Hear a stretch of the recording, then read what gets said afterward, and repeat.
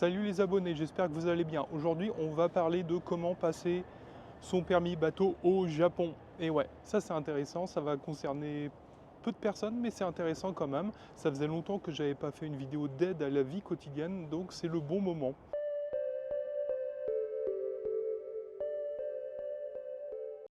Et oui, car il faut savoir que en dehors d'un permis bateau japonais, vous n'avez pas le droit de louer un bateau au Japon. Donc il vous faudra impérativement le permis japonais. Si vous êtes touriste, néanmoins, il est toléré que si vous venez avec votre propre bateau, vous pourrez rester pendant 45 jours, un mois et demi, dans les eaux japonaises. Mais en dehors de ça, il vous faudra absolument passer votre permis bateau japonais. Les permis français, américains, espagnols ou que sais-je ne sont pas reconnus au Japon. Donc on va regarder un petit peu, on va voir comment ça se passe, je vais vous expliquer comment j'ai fait et quelles sont les options que vous avez.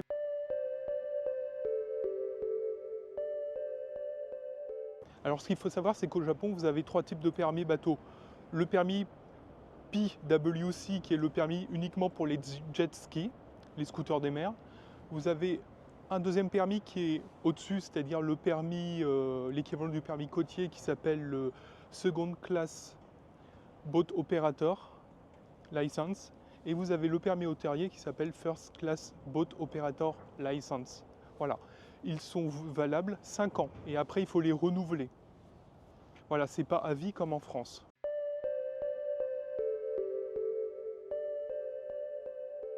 Alors comment passer son permis bateau au Japon?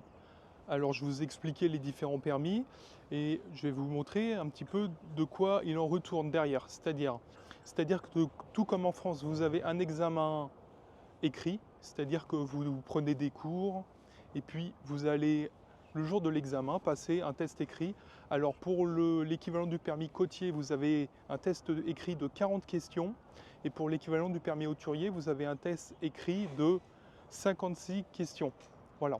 Quant au test écrit, bien évidemment, il reprendra l'ensemble des règles et de ce qu'il faut savoir, la signalisation, les règles de sécurité, les règles maritimes qui s'appliquent, dans tel cas qui a la priorité, lorsque les bateaux se croisent, comment faire un dépassement, quels sont les balisages, les lumières des bateaux, etc. Donc c'est très intéressant, vous apprenez pas mal de choses, mais bon là, c'est comme un petit peu comme au lycée ou à l'école, hein. Soit vous savez, soit vous ne savez pas le jour de l'examen. Et pour savoir, évidemment, il faut avoir étudié. Donc vous aurez plusieurs dizaines de pages de cours à étudier. Mais franchement, ça se fait bien parce que c'est des choses qui sont souvent très pratiques.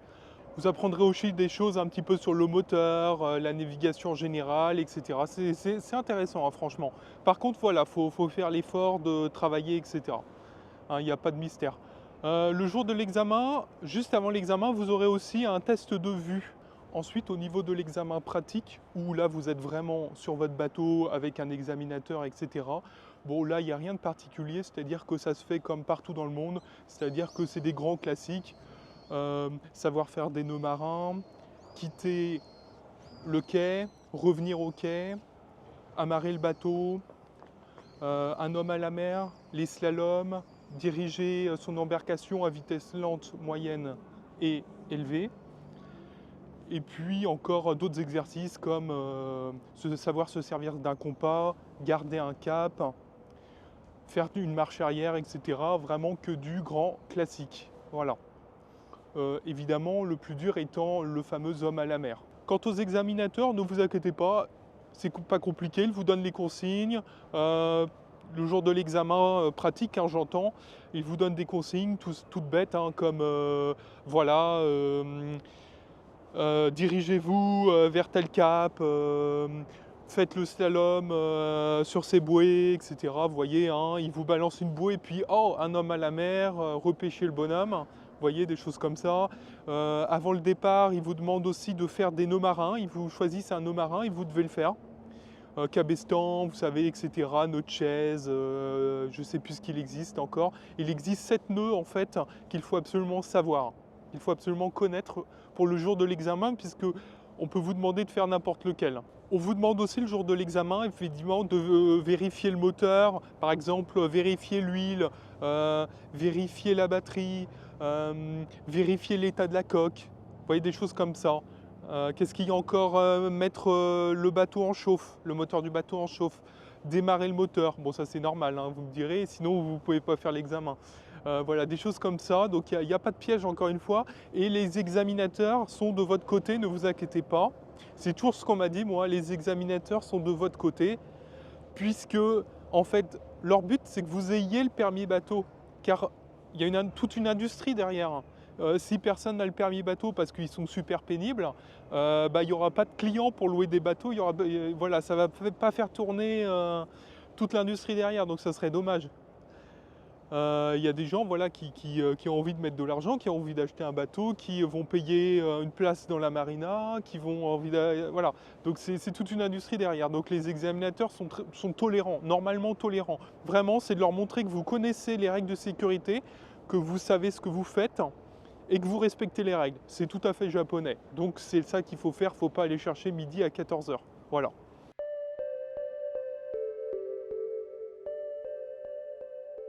Concernant l'examen écrit, il peut être fait en plusieurs langues. Le japonais bien évidemment. Vous pouvez aussi opter pour l'anglais ou même pour le portugais. Mais à ce moment-là, il faut les prévenir à l'avance. Il faut faire une demande spéciale à l'avance. L'examen pratique se fait en deux langues par contre, soit le japonais, toutes les semaines quasiment, hein, il y a des examens, soit en anglais. Il n'y a pas le portugais dans ce cas-là.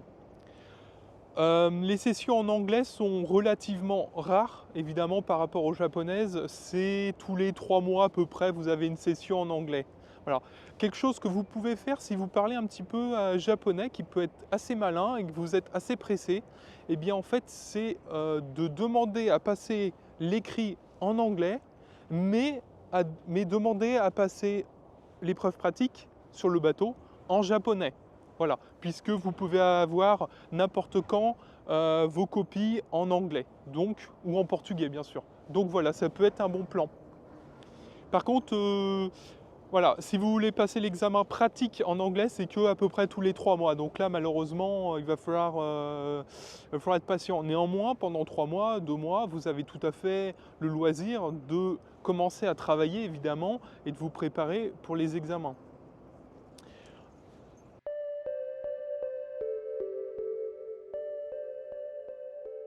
Alors maintenant, la question que vous vous posez sûrement, c'est comment est-ce que je peux passer le permis à qui je demande?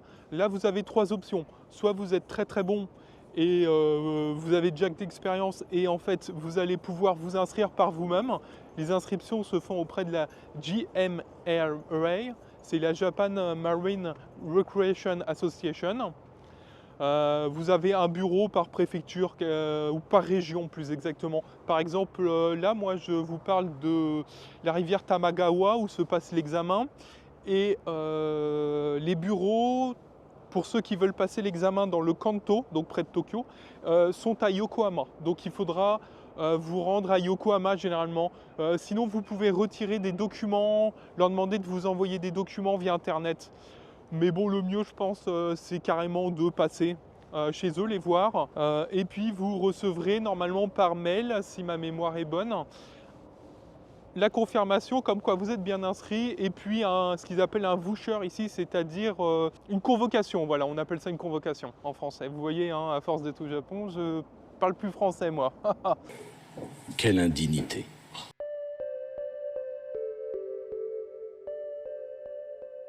Alors là, je vous ai parlé de comment s'inscrire tout seul en fait et passer l'examen par vous-même. Par contre, ça c'est si vous avez de l'expérience, hein, bien sûr, et des connaissances, que vous êtes capable de travailler tout seul et que vous avez sûrement déjà eu un permis bateau dans un autre pays. Néanmoins, si vous avez besoin de suivre des cours parce que vous êtes débutant ou parce que vous avez besoin qu'on vous rafraîchisse la mémoire ou que vous ne connaissez pas comment ça se passe au Japon, vous avez un peu peur, ce qui est normal.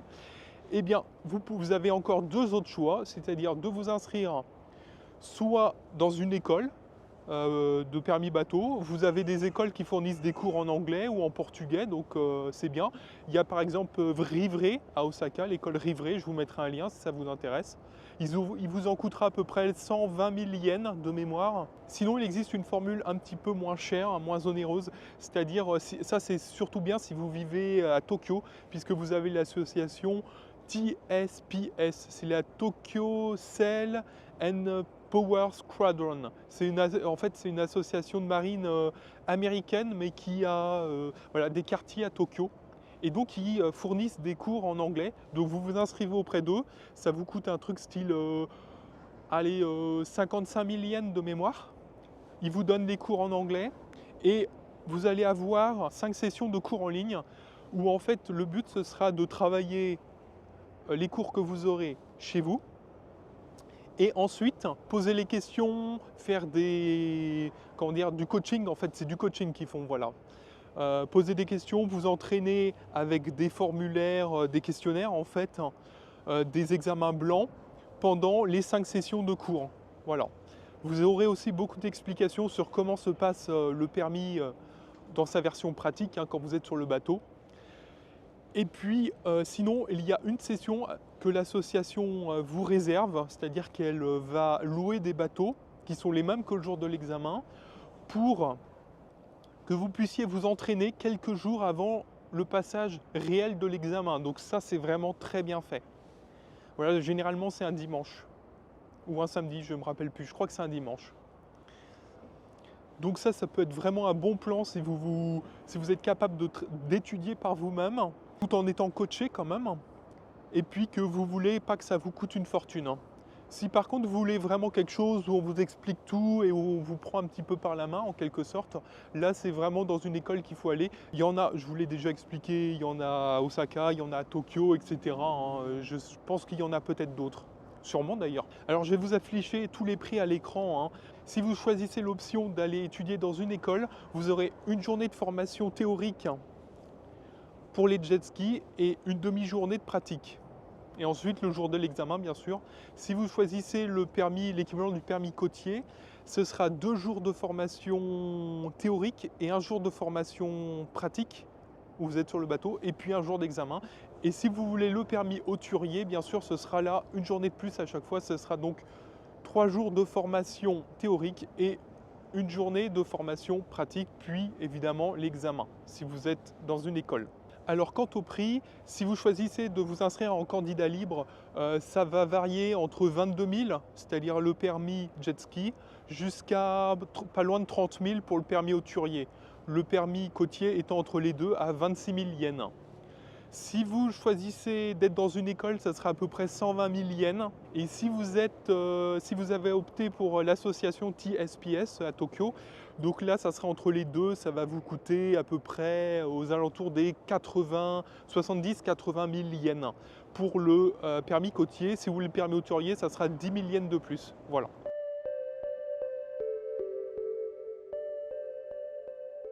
Donc en ce qui me concerne, j'ai choisi l'association TSPS pour passer mon permis bateau avec succès.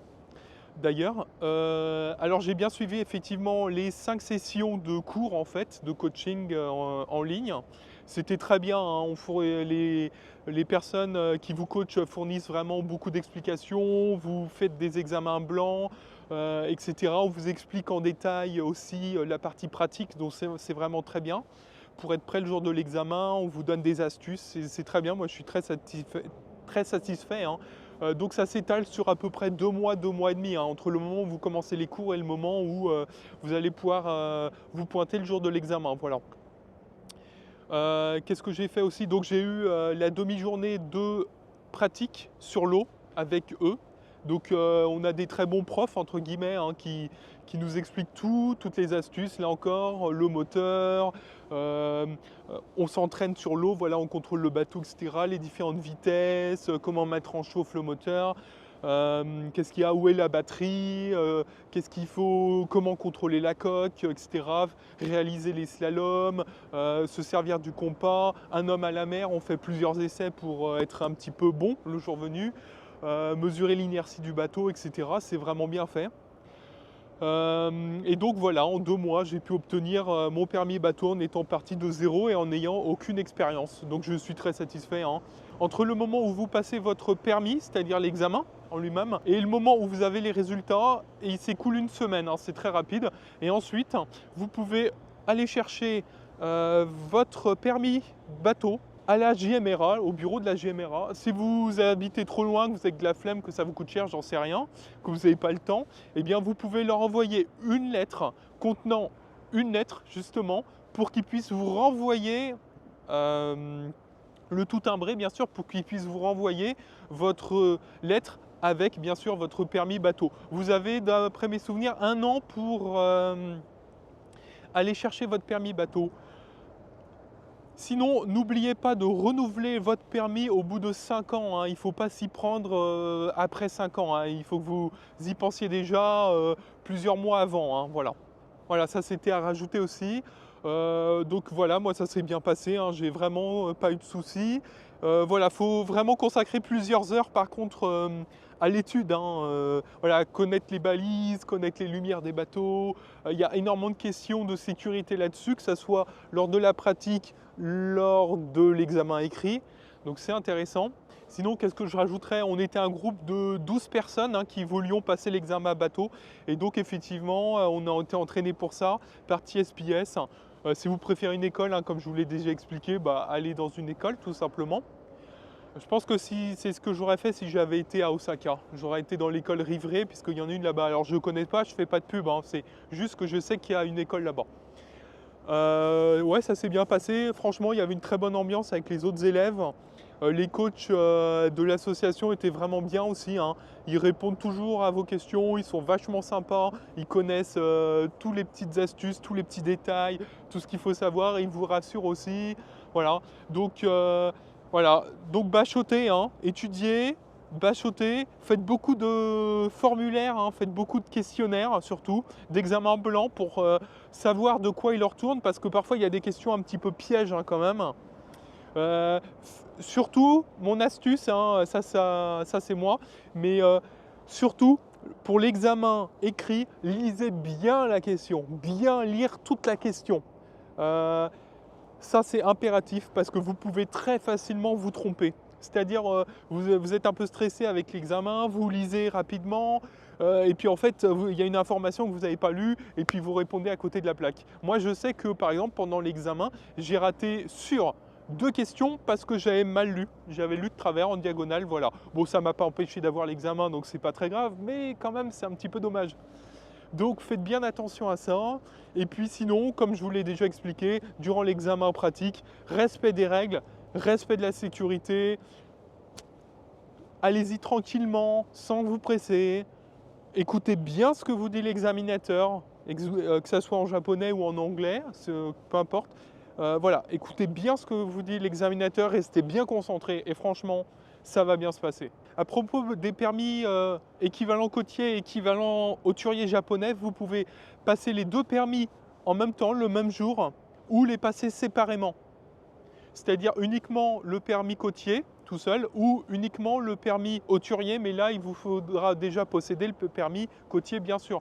Par contre, attention, il y a un piège quand même, c'est que si vous choisissez de passer les 2 en même temps et que vous ratez par exemple le permis hauturier, eh bien vous n'aurez rien. Vous n'aurez même pas le permis côtier de valider, même si vous avez bien répondu aux questions. Donc faites très attention, c'est qui tout double. Hein.